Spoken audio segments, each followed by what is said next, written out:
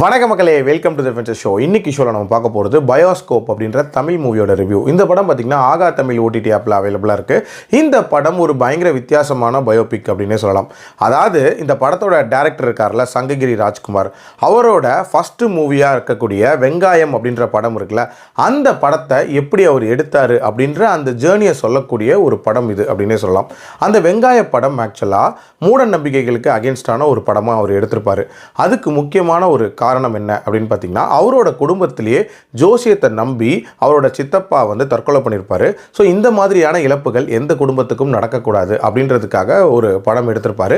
அந்த படம் எடுக்கிறதுல என்னென்ன மாதிரியான சேலஞ்சஸ் அவர் ஃபேஸ் பண்ணார், அண்ட் ஊர் மக்களை எப்படி நடிக்க வச்சார், அந்த படம் ரிலீஸ் ஆகிறதுல என்ன மாதிரியான பிரச்சனைகள் இருந்துச்சு, அண்ட் டுவர்ட்ஸ் தி எண்ட் அந்த படம் எப்படி ரிசீவ் ஆச்சு அப்படின்ற மாதிரி நிறைய விஷயங்களை சொல்லக்கூடிய ஒரு படம் தான் இந்த படம். எனக்கு இந்த படத்தில் பிடிச்ச விஷயம் அப்படின்றது, தன்னோட வாழ்க்கையில் நடந்த ஒரு முக்கியமான நிகழ்வை படமாக எடுக்கணும் அப்படின்ற அந்த ஐடியாவே ஒரு இன்ட்ரெஸ்டிங்கான ஐடியா.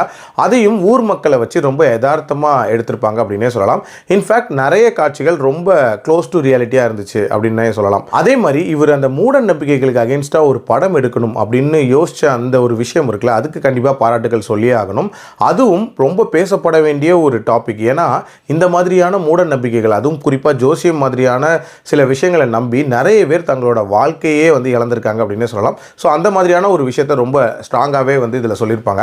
ஆல்சோ அந்த ஆக்சுவல் படத்தில் சத்யராஜ் ஒரு பாட்டுக்கு வந்திருப்பார். ஸோ அந்த சீன்ஸை இதுலையுமே காட்டியிருப்பாங்க. அண்ட் சேரனோட ஒரு சின்ன கேமியோ அப்படின்றதுமே இந்த படத்துக்கு ஒரு முக்கியமான வேல்யூ ஆடாக தான் நான் பார்க்குறேன்.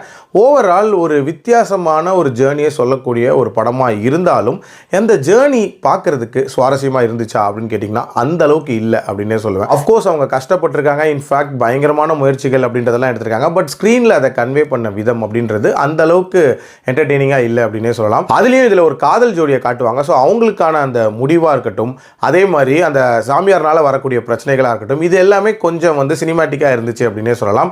இன்னுமே கொஞ்சம் யதார்த்த தன்மையோட அந்த போர்ஷன்ஸை சொல்லியிருந்திருக்கலாம். அண்ட் ஓவரால் இந்த கதையவே கொஞ்சம் என்டர்டெய்னிங்காக ப்ரெசென்ட் பண்ணியிருந்திருக்கலாம் அப்படின்றதான் என்னோட ஒப்பீனியன்.